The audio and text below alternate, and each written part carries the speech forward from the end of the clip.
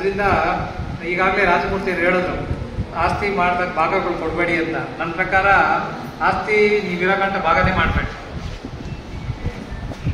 ನೀವು ಬದುಕಿರೋ ಗಂಟ ಭಾಗನೇ ಮಾಡಬೇಡಿ. ನಿಮ್ಗೆ ಒಳ್ಳೆ ಬೆಲೆ ಇರುತ್ತೆ, ಚೆನ್ನಾಗಿ ನೋಡ್ಕೊತಾರೆ. ಅಟ್ಲೀಸ್ಟ್ ಆಸ್ತಿ ಇದೆಯಪ್ಪ ನಾವು ನೋಡ್ಕೋಬೇಕು ಅನ್ನೋ ಕಾಳಜಿ ಅದು ಬರುತ್ತೆ, ಜವಾಬ್ದಾರಿ ಬರುತ್ತೆ. ಯಾವುದೇ ಒತ್ತಡಕ್ಕೂ ಮಣಿಬೇಡ್ರಿ, ನಿಮ್ಮ ಆಸ್ತಿ ನೀವಿರೋ ಗಂಟ ಉಳಿಸ್ಕೊಳ್ಳಿ. ಆಮೇಲೆ ಹೋದ್ಮೇಲೆ ಯಾರು ಬೇಕಾದ್ರೂ ಭಾಗ ಮಾಡ್ಕೊಳ್ಳಿ ಬೇಡಿ. ಇಲ್ಲಾಂದ್ರೆ ನಿಮ್ಗೆ ಯಾರಿಗೆ ಇಷ್ಟಿಷ್ಟೇ ಬೇಕಪ್ಪ ಅನ್ನೋಂಥ ಒಂದು ಇಚ್ಛೆ ಇದ್ರೆ, ಈಗ ಚಿಕ್ಕ ಮಗನ ಮೇಲೆ ಪ್ರೀತಿ ಇದ್ರೆ, ಚಿಕ್ಕ ಮಗನ ಮೇಲೆ ಪ್ರೀತಿ ಇದ್ರೆ ಆ ಮೂಮೆಂಟ್ ಅಲ್ಲಿ ಬೇಕಾದ್ರೆ ಒಂದು ಬಿಲ್ ಬರೀರಿ. ಅದೇ ಬಿಲ್ ರಿಜಿಸ್ಟರ್ ಆಗ್ಬೇಕಂತಾನೆ ಇಲ್ಲ, ಒಂದು ವೈಟ್ ಪೇಪರ್ ಅಲ್ಲಿ ಬಂದ್ಬಿಟ್ಟು ಸೈನ್ ಹಾಕಿ ಇಟ್ಕೊಂಡ್ರು ಕೂಡ ಆಯ್ತು. ಅಂದ್ರೆ ಅದು ನಿಮ್ಗೆ ಪ್ರೊಟೆಕ್ಷನ್. ಈಗ ನೀವು ಆಸ್ತಿ ಎಲ್ಲ ಮಕ್ಕಳು ಕೊಟ್ಬಿಟ್ಟು ಕಡೆಗಾಲದಲ್ಲಿ ನಮ್ಮ ಮಕ್ಕಳು ನಾವು ನೋಡ್ಕೊಳ್ತಾ ಇಲ್ಲ ಅನ್ನೋ ದೂರ ಬಂದು ನಿಮ್ಮ ಆಸ್ತಿ ನೀವೇ ಉಳಿಸ್ಕೊಳ್ರಿ, ನೀವು ಕಷ್ಟ ಬಿದ್ದು ಮಾಡಿರೋಂಥ ಆಸ್ತಿ. ಆಮೇಲೆ ನಿಮ್ಮ ತದನಂತರ ಅದು ಆಟೋಮೆಟಿಕ್ ನಿಮ್ಮ ಮಕ್ಕಳಿಗೆ ಹೋಗೇ ಹೋಗ್ತದೆ ಕಾನೂನುಬದ್ಧವಾಗಿ. ಅದರಿಂದ ಆದಷ್ಟು ಇದನ್ನ ಅವಾಯ್ಡ್ ಮಾಡಿದಾಗ ನಿಮ್ಮ ಬೆಲೆ ನಿಮ್ಗೆ ಇರುತ್ತೆ. ನಿಮ್ಮನ್ನ ನೋಡ್ಕೊಳ್ಳೋ ಅಂಥದ್ಕೆ ಕಾಯ್ದೆ ಅವಶ್ಯಕತೆ ಇಲ್ಲ, ಮಕ್ಕಳು ನೋಡ್ಕೊಳ್ಳೇಬೇಕು. ನೋಡ್ಕೊಂಡಿಲ್ಲ ಅಂದ್ರೆ ಆಸ್ತಿನೇ ಕೊಡಬೇಡಿ. ನಿಮ್ಮ ಆಸ್ತಿ ಆರಾಮಾಗೆ ನೀವು ಆಸ್ತಿದಲ್ಲಿ ಏನು ಆದಾಯ ಬರ್ಬೇಕು ಅದನ್ನ ಮಾಡ್ಕೊಳ್ರಿ. ಒಂದು ಬ್ಯಾಂಕಲ್ಲಿ ಡಿಪಾಸಿಟ್ ಇಟ್ಕೊಳ್ಳಿ, ನಿಮ್ಮ ಖರ್ಚು ವೆಚ್ಚಗಳು ನೀವೇ ನೋಡ್ಕೊಳ್ರಿ. ಯಾಕೆ ತಲೆ ಕೆಡಿಸ್ಕೊಂತೀರಾ? ನೀವು ಆಸ್ತಿ ಕೊಟ್ಟಾಗ್ತಾನೆ ನೀವು ಇನ್ನೊಬ್ರು ಡಿಪೆಂಡ್ ಆಗ್ಬೇಕು, ಮಕ್ಕಳು ನೋಡ್ಕೊಂಡಿಲ್ಲಪ್ಪ ಅಂತ. ಅದೇ ನೀವು ಮಕ್ಕಳೇ ನಿಮ್ಮನ್ನ ನೋಡ್ಕೊಳಕ್ ಮಾಡ್ಬೇಕಂದ್ರೆ ನೀವು ಒಂದು ಸ್ವಲ್ಪ ಬುದ್ಧಿವಂತರಾಗಬೇಕು.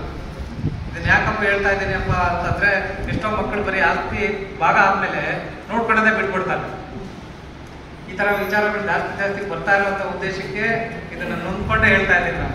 ಅದರಿಂದ ಎಲ್ಲ ಈಗಾಗಲೇ ಅವ್ರು ಹೇಳಿದ್ರು, ಯಾರು ತಂದೆ ತಾಯಿಗಳು ನೋಡ್ಕೊಂಡಿಲ್ಲ ಅವರದ್ದು ಉದ್ಧಾರ ಆಗಲ್ಲ ಅಂತ. ಅದು ಒಂದು ಪಾಠ. ಅಂದ್ರೆ ತಂದೆ ತಾಯಿನ ನಾವು ನೋಡ್ಕೊಳ್ಳುವಂಥದ್ದು ಧರ್ಮ. ಅದು ಧರ್ಮ ಉಳಿಬೇಕಪ್ಪ ಅಂತಂದ್ರೆ ಅದು ನಮ್ಮ ಕರ್ತವ್ಯ. ನಾವು ಸಣ್ಣವರಾಗಿದ್ದಾಗ ಅವ್ರು ನೋಡ್ಕೊಂಡಿರ್ತಾರೆ, ನಾವು ದೊಡ್ಡವರಾದ್ಮೇಲೆ ಅವರು ಮಕ್ಕಳ ತರ, ಹಿರಿಯ ನಾಗರಿಕರು ಮಕ್ಕಳ ತರ, ಅವ್ರ ಮಕ್ಕಳ ತರ ಜೋಪಾನ ಮಾಡೋದು ಕಾಪಾಡೋದು ನಮ್ಮ ಕರ್ತವ್ಯ. ಆಗ ಮಾತ್ರ ಅದಕ್ಕೆ ಬೆಲೆ ಇರುತ್ತೆ, ಆಗ ಮಾತ್ರ ಒಳ್ಳೆ ಗಾಳಿ ಬೆಳೆ ಬೆಳೆದು ಇದ್ದು ಸುಭಿಕ್ಷವಾಗಿರೋ ಸಾಧ್ಯ ಆಗುತ್ತೆ. ಇಲ್ಲ ಅಂದ್ರೆ ನೋಡಿ, ಈ ತರ ಪ್ರಕೃತಿನೇ ಅಲ್ಲವಲ್ಲ ಈ ತರದೆಲ್ಲ ನಾವು ನೋಡ್ತಾ ಇದ್ದೀವಿ. ಕಲಿಯುಗ ಅಂತಂದ್ರೆ ನೋಡಿ ಮಾಡುವಂಥದ್ದು. ಈಗ ಹಿಂದೆಲ್ಲ ಹೇಳ್ತಾ ಇದ್ರು ಏನು ಮಾಡೋದಂದ್ರೆ ಇನ್ನೊಂದು ತೀರ್ಸ್ತಾರ. ಈಗ ಕಲಿಯುಗ ಹಂಗಿಲ್ಲ. ಇವಾಗ ಏನಾದ್ರು ಇವತ್ತು ಬಹಳ ವಿಶೇಷವಾಗಿ ಕರ್ನಾಟಕ ಸರ್ಕಾರ, ಜಿಲ್ಲಾ ಕಾನೂನು ಸೇವೆಗಳ ಪ್ರಾಧಿಕಾರ, ವಕೀಲರ ಸಂಘ, ಹಾಗೆ ಮಹಿಳಾ ಮತ್ತು ಮಕ್ಕಳ ಅಭಿವೃದ್ಧಿ ಇಲಾಖೆ, ವಿಕಲಚೇತನರ ಮತ್ತು ಹಿರಿಯ ನಾಗರಿಕರ ಸಬಲೀಕರಣ ಇಲಾಖೆ, ಕಸ್ತೂರಿಬಾ ಗ್ರಾಮ ರುದ್ರಾಶ್ರಮ ಅರಕೆರೆ ಹಾಗೂ ಈ ಒಂದು ಶಾಲೆಯ ಸಂಯುಕ್ತ ಆಶ್ರಯದಲ್ಲಿ ಹಾಗೂ ಅರಕೆರೆ ಪಂಚಾಯಿತಿ ಹಾಗೂ ಈ ಒಂದು ಭಾಗದ ಎಲ್ಲ ನಾಗರಿಕರ ಸಂಯುಕ್ತ ಆಶ್ರಯದಲ್ಲಿ ಭಾಳ ವಿಶೇಷವಾಗಿ ಇವತ್ತಿನ ದಿವಸ ಹಿರಿಯ ನಾಗರಿಕರ ಸಂರಕ್ಷಣೆ ಕಾಯ್ದೆ 2007 ಪಾಲನೆ ಮತ್ತು ಸಂರಕ್ಷಣಾ ಕಾಯ್ದೆ 2007ರ ಒಂದು ಜಾಗೃತಿ ಕಾರ್ಯಕ್ರಮವನ್ನು ಉದ್ಘಾಟನೆ ಮಾಡಿದಂತಹ ನಮ್ಮ ಮಂಡ್ಯ ಜಿಲ್ಲಾ ಕಾನೂನು ಸೇವೆಗಳ ಪ್ರಾಧಿಕಾರದ ಹಿರಿಯ ನ್ಯಾಯಾಧೀಶರು ಹಾಗೂ ಸದಸ್ಯ ಕಾರ್ಯದರ್ಶಿಗಳಾದಂಥ ಗೌರವಾನ್ವಿತ ಎಂ ಆನಂದ್ ಸಾಹೇಬ್ರೆ, ಹಾಗೆ ಗೌರವಾನ್ವಿತ ತಹಸೀಲ್ದಾರ್ ಆದಂಥ ಪರಶುರಾಮ್ ಸತ್ತಿಗೇರಿರವರೇ, ಹಾಗೆ ಭಾಳ ವರ್ಷಗಳಿಂದ ಭಾಳ ವಿಶೇಷವಾಗಿ ಮಂಡ್ಯ ಜಿಲ್ಲೆಯಲ್ಲಿ ಮಹಿಳಾ ಮತ್ತು ಮಕ್ಕಳ ಕಲ್ಯಾಣ ಇಲಾಖೆಯಲ್ಲಿ ಮಂಡ್ಯ ಜಿಲ್ಲೆಯಾದ್ಯಂತ 7 ತಾಲೂಕು ಒಳಗೊಂಡಂತೆ ಎಲ್ಲರ ಅಭಿವೃದ್ಧಿಯನ್ನು ಮಾಡ್ತಾ ಇರ್ತಕ್ಕಂತಹ ಹಿರಿಯ ಅಧಿಕಾರಿಗಳಂತ ರಾಜಮೂರ್ತಿರವರೇ, ಹಾಗೆ ವೇದಿಕೆಯಲ್ಲಿರ್ತಕ್ಕಂಥ ಎಲ್ಲ ಗೌರವಾನ್ವಿತ AR ಅನಿಲ್ ಬಾಬುರವರೇ ಹಾಗೂ ಇತರ ಎಲ್ಲ ಅಧಿಕಾರಿಗಳೇ, ಹಾಗೆ ಕೋಮಲ್ ಕುಮಾರ್ ಅವರೇ, ಹಾಗೂ ನೆಲೆರ್ತಕ್ಕಂಥ ಎಲ್ಲ ಗೌರವಾನ್ವಿತ ಗಣ್ಯರೇ ಅಲ್ವಾ. ಭಾಳ ವಿಶೇಷವಾಗಿ ಮೊದಲು ನಾವು ತಿಳ್ಕೋಬೇಕಾದೇನಪ್ಪ ಅಂತ ಹೇಳಿದ್ರೆ, ನಾವು ಕಾನೂನನ್ನು ಗೌರವಿಸಿದ್ರೆ ಕಾನೂನು ನಮ್ಮನ್ನು ಏನು ಮಾಡುತ್ತೆ, ಗೌರವಿಸೋದ್ರ ಜೊತೆಗೆ ನಮಗೆ ರಕ್ಷಣೆಯನ್ನು ಕೊಡ್ತದೆ ಅಂತಕ್ಕಂಥದ್ದು. ನಮಗೆ ರಕ್ಷಣೆ ಬೇಕಾ, ಗೌರವ ಬೇಕಾ? ಎರಡೂ ಬೇಕು ಅಲ್ವಾ. ಒಬ್ಬ ಮನುಷ್ಯನಿಗೆ ಮಾನವ ಹಕ್ಕುಗಳು ಉಲ್ಲಂಘನೆ ಆಗಬಾರ್ದು, ಮಾನವ ಮೌಲ್ಯ ಕುಸಿಬಾರ್ದು. ವಿದ್ಯಾರ್ಥಿಗಳಾಗಿರ್ಬೋದು, ಮಕ್ಕಳಾಗಿರ್ಬೋದು, ಪೋಷಕರಾಗಿರ್ಬೋದು, ಮಹಿಳೆಯರಾಗಿರ್ಬೋದು, ಪುರುಷರಾಗಿರ್ಬೋದು, ಯಾರೇ ಹಕ್ಕುಗಳು ಕುಸಿತ ಆಗಬಾರ್ದು. ನಮ್ಮ ಹಕ್ಕುಗಳು, ನಮ್ಮ ಹ್ಯಾಪಿನೆಸ್, ನಮ್ಮ ಸೌಂದರ್ಯ ಅಂತಕ್ಕಂಥದ್ದು, ನಮ್ಮ ಹಕ್ಕು ಅಂತಕ್ಕಂಥದ್ದು, ನಮ್ಮ ಸಂತೋಷ ಅಂತಕ್ಕಂಥದ್ದು ನಮಗೆ ಬೇಕು ಅಲ್ವಾ. ಹಾಗಾಗಿ ಈ ಜಗತ್ತಿನಾದ್ಯಂತ ತಮಗೆಲ್ಲ ಗೊತ್ತಿರುವ ಹಾಗೆ ಒಂದು ನೂರಾರು ಸಾವಿರಾರು ವರ್ಷಗಳಿಂದ ಹೋರಾಟ ಅಂತಕ್ಕಂಥದ್ದು ಮತ್ತೊಂದೆಲ್ಲ ಆಗಿ ನಡೆದು ಬಂದು 1947 ನಮಗೇನು ಬಂತು ಸ್ವಾತಂತ್ರ್ಯ. ಯಾರಿಗೆ ಬಂತು ಸ್ವಾತಂತ್ರ್ಯ? ಯಾರಿಗೆ ಬಂತು? ನಿಮಗೆ ಬಂತಾ? ನಿಮಗಿಲ್ವಾ?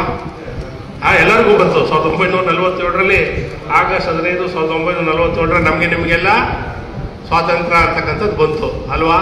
ಸ್ವಾತಂತ್ರ್ಯ ಬಂದಮೇಲೆ ನಮಗೆಲ್ಲ ಸಿಕ್ಬಿಡ್ತಾ? ಇಲ್ಲ. ಸ್ವಾತಂತ್ರ್ಯ ಬಂತು, ಎಲ್ಲ ಬ್ರಿಟಿಷಿಂದ ಸ್ವಾತಂತ್ರ್ಯ ಬಂತು.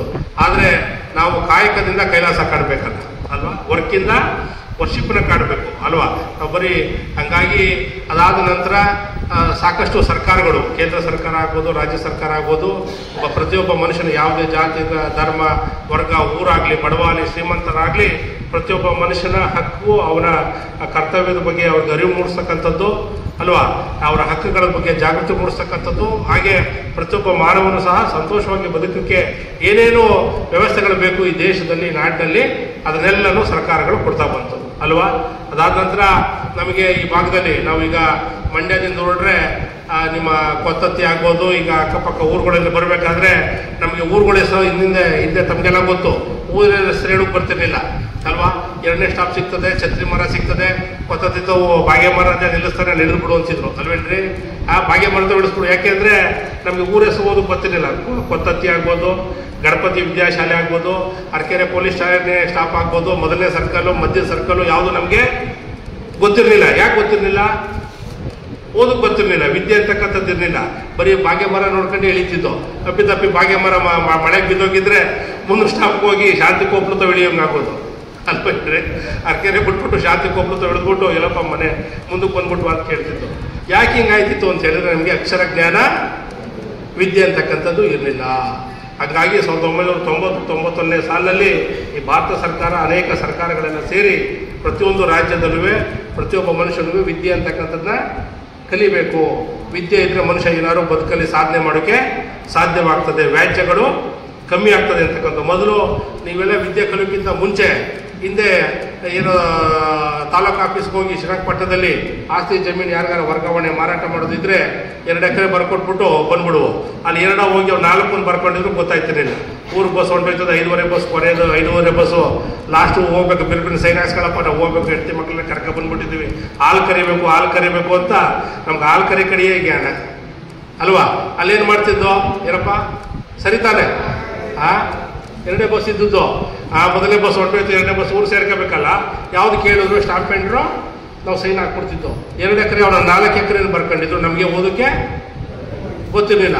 ಆಮೇಲೆ 15 ದಿವಸ ಆದಮೇಲೆ ತಹಸೀಲ್ದಾರ್ ಅವ್ರು ಖಾತೆ ಮಾಡಿಸ್ಕೊಂಡು ಏನು ಮೀಸೆ ತಿರ್ಕೊಂಡು ಊರಿಗೆ ಜಮೀನು ಬೇಸಾಯ ಮಾಡಕ್ಕೆ ಬಂದಾಗಲೇ ನಮಗೆ ಗೊತ್ತಾಯ್ತಿತ್ತು ಅಲ್ವಾ. ಏನಾಗ ತಹಸೀಲ್ದಾರ್ ಕರ್ಕೊಂಡ್ಬಿಡುವ, ನೋಡಪ್ಪ ನೀನು 4 ಎಕರೆ ಬರ್ಕೊಟ್ಟಿದೆ, ಇಲ್ಲ ರೀ ಇವ್ನು ಕೇಳಿ ಮಾದಪ್ಪನ ಇವನು ಬಂದಿದ್ದ ಸಾಕ್ಷಿಗೆ 2 ಎಕರೆಗಲ್ವ ನೀನು ದುಡ್ಡು ಕೊಟ್ಟದ್ದು, 50,000 1 ಲಕ್ಷ ಅಂದರೆ ಇಲ್ಲ ನೋಡಿ ಬರ್ಕೊಟ್ಟಿದ್ದೆ, ಡಾಕ್ಯುಮೆಂಟ್ಸ್ ಇದ್ದೆ ಅಲ್ವಾ. ಅದು ದಾಖಲೆ ಏನು ಹೇಳ್ತದೆ ಕೇಳುವಂತಿಲ್ಲ. ಆಗ ನಮಗೆ ನಮ್ಮ ಹಕ್ಕು ಉಲ್ಲಂಘನೆ ಆಗ್ತಿತ್ತು ಅಲ್ವಾ. ನಾವು ಆರ್ಥಿಕವಾಗಿ ನಷ್ಟವನ್ನು ಅನುಭವಿಸ್ತಾ ಇದ್ದೋ. ಹಾಗಾಗಿ ಸರ್ಕಾರಗಳು ಪ್ರತಿಯೊಬ್ಬ ಮನುಷ್ಯನಿಗೆ ಅಂಕಿಅಂಶಗಳನ್ನು ಓದುವಂಥದ್ದಾಗ್ಬೋದು, ಕನ್ನಡವನ್ನು ಬರೆಯುವಂಥದ್ದು ಕಲಿಬೇಕು ಅಂತೇಳಿ 1990-91ನೇ ಸಾಲಿನಲ್ಲಿ ಏನು ಸಾಕ್ಷರ ಜ್ಯೋತಿ ಅಂತಕ್ಕಂಥ ಕಾರ್ಯಕ್ರಮವನ್ನು ತಂದರು. ಯಾವ ಜ್ಯೋತಿ? ಸಾಕ್ಷರ ಜ್ಯೋತಿ ತಂದ ಪ್ರತಿಫಲವಾಗಿ ನಾವೆಲ್ಲ ಕನ್ನಡದಲ್ಲಿ ನಾವೆಲ್ಲ ಅಕ್ಷರಗಳನ್ನು ಬರೀತಿರ್ತೇವೆ ಅಲ್ವಾ. ಆ ಹೆಣ್ಮಕ್ಳೆಲ್ಲ ಜ್ಯೋತಿ, ದೀಪ, ರೂಪ, ಶಿಲ್ಪ, ಕಲ್ಪ, ಹಸಿನ ಬಾನು ಅಂತ ಬರೆದು ಕನ್ನಡದಲ್ಲಿ ಮಹೇಶ, ಉಮೇಶ, ರಮೇಶ, ನಟರಾಜು, ಕೋಮಲ್ ಕುಮಾರ್ ಅಂತ ಬರೆಯೋದನ್ನ ಕಲ್ತು, ಬರೆದ ಮೇಲೆ ಅಂಕಿನ ಕಂಡುಹಿಡಿದು ಕಲ್ತು 1 2 3 4 ಇದಂತೂ ಇದ್ಯಾಕೆ 4 ಬರ್ದಿದೆ 2 ಬರ್ದಿದೆ ಅಂತ ಅಂತಕ್ಕಂಥದ್ದನ್ನ ಕಂಡುಹಿಡಿದು ಅಲ್ವಾ. ಅದಾದ ನಂತರ ಈ ಭಾರತ ದೇಶದಲ್ಲಿ ಬರೀ ಅಕ್ಷರ ಜ್ಞಾನ ಒಂದೇ, ಬರೀ ಪೇಪರ್ ಓದುವಂಥದ್ದು, ವ್ಯವಹಾರ ಕಲ್ತ್ರೆ ಸಾಕಾಗೋದಿಲ್ಲ. ಪ್ರತಿಯೊಬ್ಬ ಮನುಷ್ಯನಿಗೂ ಕಾನೂನಿನ ಅರಿವಿರಬೇಕು ಅಂತಕ್ಕಂಥ ಉದ್ದೇಶದ 1987ರಲ್ಲಿ ಏನು ಸುಪ್ರೀಂ ಕೋರ್ಟಿನ ನ್ಯಾಯಮೂರ್ತಿಗಳು ಮತ್ತು ಭಾರತ ಸರ್ಕಾರ, ಅನೇಕ ರಾಜ್ಯ ಸರ್ಕಾರದ ಎಲ್ಲ ಸೇರಿಕೊಂಡು ಜನಸಾಮಾನ್ಯರಿಗೆ ಕಾನೂನಿನ ಅರಿವು ಮತ್ತು ನೆರವು ಅಂತಕ್ಕಂಥದ್ದು ಅಲ್ವಾ. ಬರೀ ಅರಿವು ಹೇಳ್ಬಿಟ್ಟು ಭಾಷೆ ಹೇಳ್ಬಿಟ್ಟು ಹೊಂಟೋದ್ರೆ ಆಗೋದಿಲ್ಲ, ಏನೇನೋ ಹೇಳಿದ್ರಲ್ಲ ಸರ್ ಅರ್ಥ ಆಗ್ತದೆ. ಹಾಗೆ ನೀವು ಕೇಳಿದಾಗ ನಾವು ನೆರವನ್ನು ಕೊಡಬೇಕಲ್ಲ, ನಿಮಗೆ ಸಹಾಯ ಬರ್ಕೊಡಿ ಸರ್ ಒಂದು ಫಾರಮ್ ಅಂದಾಗ ನಾವು ಬರ್ಕೊಡ್ಬೇಕಲ್ಲ. ಎಲ್ಲಿಯ ಸವಲತ್ತು ಹೇಳ್ಬಿಟ್ರಲ್ಲ ಕೊಡಿಸಿ ಅಂತ ನೀವು ಬಂದಾಗ ನಿಮ್ಗೆ ಕೊಡಿಸ್ಬೇಕಲ್ಲ, ಹೇಳ್ಬಿಟ್ರೆ ಆಗಲ್ಲ. ಹಂಗಾಗಿ ಅರಿವು ಮತ್ತು ನೆರವನ್ನು ನಿಮ್ಮನ್ನ ಆಗಿರ್ತಕ್ಕಂತಹ ಏನು ಪತ್ರ ವ್ಯವಹಾರ ಇರ್ತದೆ ಅದನ್ನ ರದ್ದು ಮಾಡಿ ನಿಮಗೆ ಆಸ್ತಿನ ಮತ್ತೆ ನಿಮಗೆ ಯಥಾಸ್ಥಿತಿ ಏನಿತ್ತು ಅಂತಕ್ಕಂಥದ್ದು ಕೊಡುವಂಥ ವ್ಯವಸ್ಥೆ ಇದೆ. ಇದಕ್ಕೆಲ್ಲ ಭಾಳ ಉಪಾಯ ಅಂತ ಹೇಳಿದ್ರೆ ಮಾನ್ಯ ನ್ಯಾಯಮೂರ್ತಿಗಳು ಹೇಳಿದಂಗೆ ನೀವು ಕೊನೆ ಆಯ್ಸಿರೋವರೆಗೂ ಸಂತೋಷವಾಗಿ ನಿಮ್ಮ ಹೆಸರೇ ಆಸ್ತಿ ಇಟ್ಕೊಳ್ಳೋದು ಭಾಳ ಒಳ್ಳೆಯದು. ಹಂಗಾಗಿ ಹಂಗೂ ಆಗೋದಿಲ್ಲ ಸ್ವಾಮಿ. ಯಾಕೆಂದರೆ ಭಾಳ ಒತ್ತಡ ಒಂದು ಕಡೆ, ಒತ್ತಡ ಮಕ್ಕಳು ಬಿಡೋದಿಲ್ಲ, ಸೊಸೆ ಒಂದು ಕಡೆ, ಗಂಡು ಮಕ್ಕಳು ಒಂಥರ, ಹೆಣ್ಮಕ್ಳು ಒಂಥರ ನೋಡಿ ಹೇಳ್ತಾರೆ ಸೊಸೆ ಇರೋದಿಲ್ಲ ಅಂತ.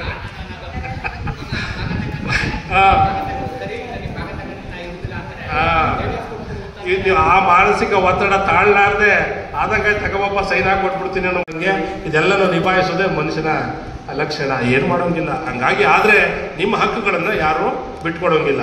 ಯಾಕೆಂದರೆ ಈಗ ಹೇಳತ್ತೋ, ಈಗ ಮಕ್ಕಳು ಯಾರು ಬಸ್ಸಲ್ಲಿ ಕೂತಿದ್ರೆ ಯಾರು ಪಕ್ಕದವ್ರು ಬಂದವ್ರು ಹೇಳ್ತಾರೆ, ಮಕ್ಕಳೇ ಹೇಳೋಣ ದೊಡ್ಡವ್ರು ಕೂತ್ಕೋಬೇಕು ಅಂತ ಹೇಳ್ತಾರೆ. ಆದರೆ ಮಕ್ಕಳು ಹೇಳೋದಿಲ್ಲ, ಯಾಕಂದರೆ ನನಗೆ ಹಕ್ಕಿಲ್ವಾ ಬಸ್ಸಲ್ಲಿ ಕೂತ್ಕೊಳ್ಳೋಕೆ ಆಫ್ ಸೀಟು ಅಂತ ಹೇಳ್ತಾರೆ ಅಲ್ವಾ. ವಯಸ್ಸಾದವ್ರು ಇರೋ ಮಾನವೀಯತೆಯನ್ನು ಬಿಡ್ಬೋದು, ಮಂಡಿ ಪಾಪ ಹಿಡ್ಕೊಂಡು ಕೂತ್ಕೊಳ್ಳಿ ಅಂತ. ಆದರೆ ಹಕ್ಕನ್ನು ಕೇಳೋಕೆ ಹೋದ್ರೂ ಮಕ್ಕಳೇ ಬಿಡೋದಿಲ್ಲ ಇವತ್ತು ಬಸ್ಸಲ್ಲಿ. ಹಂಗಾಗಿ ಮಕ್ಕಳ ಹಕ್ಕುಗಳು ಇದೆ. ಹಂಗಾಗಿ ಹಿರಿಯರ ಪಾಲನೆ ಪೋಷಣೆ ಅಂತಕ್ಕಂಥದ್ದು ಭಾಳ ವಿಶೇಷವಾದಂಥ ಕಾನೂನು. ಇದರಲ್ಲಿ ಸಾಕಷ್ಟು ಕಾನೂನುಗಳಿದೆ.